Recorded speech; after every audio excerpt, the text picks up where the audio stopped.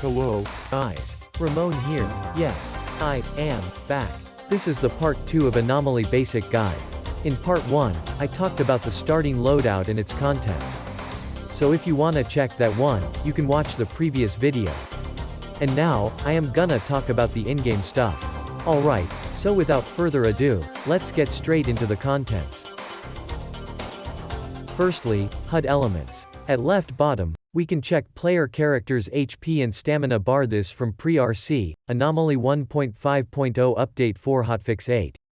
And in RC builds, those bars look more vivid, easy to recognize. Also, we could see another orange-colored bar in this picture. It's a psi bar from RC16 build, dedicated to psychic damage. So in RC16 and newer, psychic damage source like controller's psi blast, or psi anomaly field will only affect on this psi health, no longer draining the physical health. When it drops to 0, your character will commit suicide. Others are the same. The middle one is character's physical HP, the bottom one indicates character's stamina. Next, inventory management. Here are messy stash and inventory. Many different stuff inside altogether. It must be quite hard to find some certain items you wanna take. However, check the center bottom. Thankfully, these item categories exist, to make this much easier. You can click it or just simply use hotkeys 1 to 8, from left to right. And when you just wanna move everything in or out at once, yeah, there are 2 buttons right. But you can also just hit the hotkey. Shift plus T to take all from stash or your companion's inventory, Shift plus P to move all from your inventory to another inventory. And when you combine these two, the item categories and move, take all this inventory, things become even more comfy.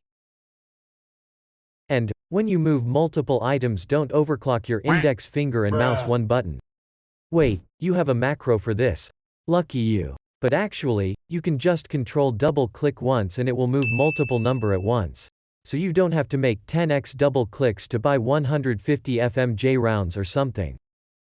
Did you know when those items have multiple uses can weigh more, if it's separated? For example, one complete medkit, with 2 usage left, versus separated 2 medkits, each has 1 usage left. Yeah, 2 separated medkits weigh more. So when you are overloaded, you might check your inventory, and if you keep these items together, you could escape from overloading for a while. When you've found some almost broken guns and you just wanna extract ammo from these guns, do you right-click, and press unload each time for every single gun? You can do what you want, but let me introduce unloading all guns at once. Simple. Just press U, it will unload all guns in your inventory, but not these guns that currently equipped in slot.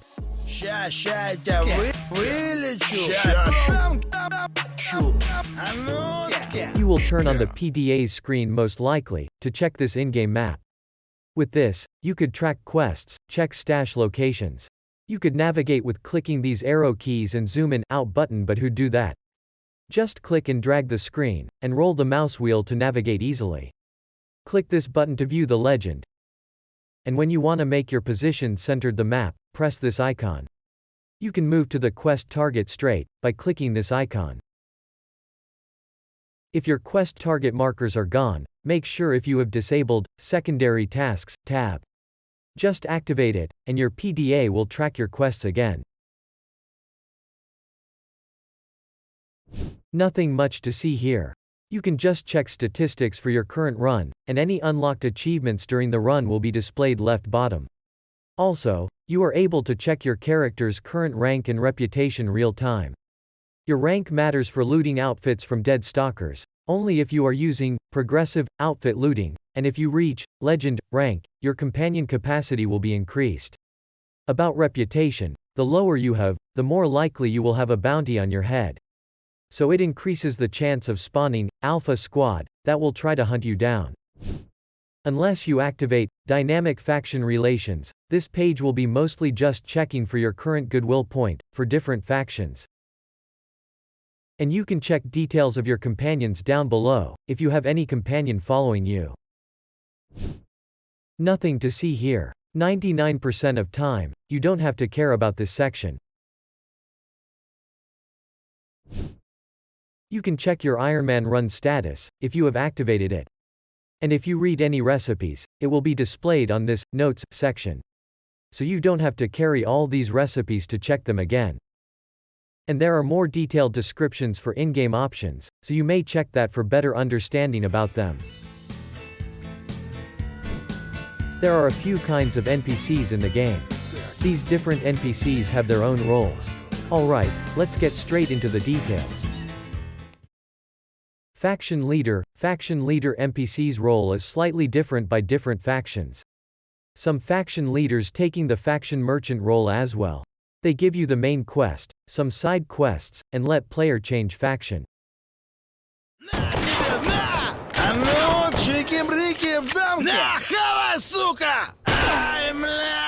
Сектор чист. Faction Merchant. Player can buy various items from faction merchants. Each faction has different weapon pools, exclusive armor pools and different prices for other stuff. They sell items, some of them give you the main quest, they give you side quests. And they sell hidden routes for non-accessible zone play. Technician. Technicians are doing exactly same things. They repair players' gear. Selling repair kits and, most of them, demand tool sets. And they also sell multi-tool, you'll need it if you wanna effectively disassemble weapons and outfits. You can pay technician to install upgrades, or pay 1,000 rubles for using tech vice, so you could try to repair or install upgrades by yourself. And killing enemy faction's technician will let you use the tech vice freely. The technician is gone and no one will charge you for using the tech vice. Medic. Medics provide most of medical items and drugs. You can pay them to heal your character's wound, get rid of radiation, or both. Also bringing a drug-making kit to them will be extra income and goodwill points. Guide Stalker. These Guide Stalker NPCs offer a legit fast travel service, for a price. If you wanna have high immersion level, purchase Guide NPCs service more often, rather than just using fast travel all the time. And also these Guide NPCs have their own factions. So, they will attack player, if they are enemy factions to the players. And since the most important guides are loners. So I'd recommend playing as a faction, which are non-hostile towards loners, if you are a new player. Bartenders and etc. You can buy some foods and drinks from bartenders. And also some of them gives side quest. Besides the side quest, probably, strong energy drink is the main reason to hit these bartenders, for most of the time. And here's a nimble dude. Sounds familiar? Yeah, this guy was a rookie loner stalker in Shadow of Chernobyl. Now he's running kinda a serious business in Skadovsk.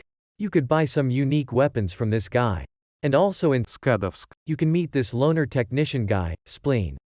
You don't have to deliver any tools. Actually you can't, but he can install any upgrades for your gear. Most importantly, he has the best price in the zone. Valuable items and recipes. Tools. Tools are definitely valuable, cause you get really good money and goodwill when you deliver tools to technicians. And an useful achievement will be unlocked by delivering all 3 tools to one technician.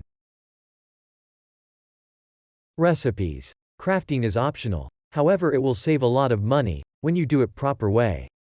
So crafting items can be extra helpful, especially you are trying the hard difficulty setup. Thus, these good recipes are valuable, since you need to read these recipes to craft something.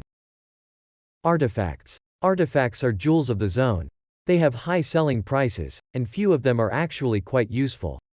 If you deliver artifacts for the quest, NPCs will reward you even better. Consider doing the artifact hunting a bit, if you wanna get some good money. Attachment devices. These belt attachment devices give you some minor stat boosts. Even if their performances are kinda questionable, still few of them can be kinda good. Buying prices are not too crazy and crafting these is quite hard.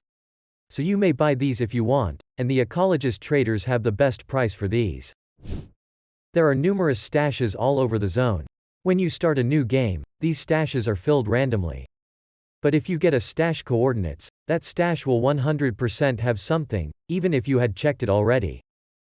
You can get stash coordinates by completing side quests, checking PDAs from dead stalkers, accepting a specific type of quest,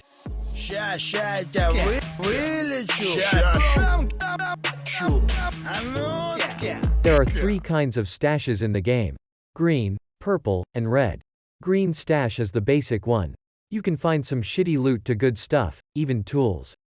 Purple stash is bit different, cause there's 100% chance that one of these tools will be inside of the stash. A guaranteed tools loot. And lastly, the red one is only available for UNISG story mode run. UNISG is a secret faction that becomes playable after beating the usual story mode at any difficulty. It seems like these red stashes have more wide range of loot pool than the green one, with higher overall value. Thank you for watching. So this is the end of STALKER Anomaly mod basic guide. Upcoming guide video is item maintenance and repair guide. Stay tuned, and I will see you guys next time.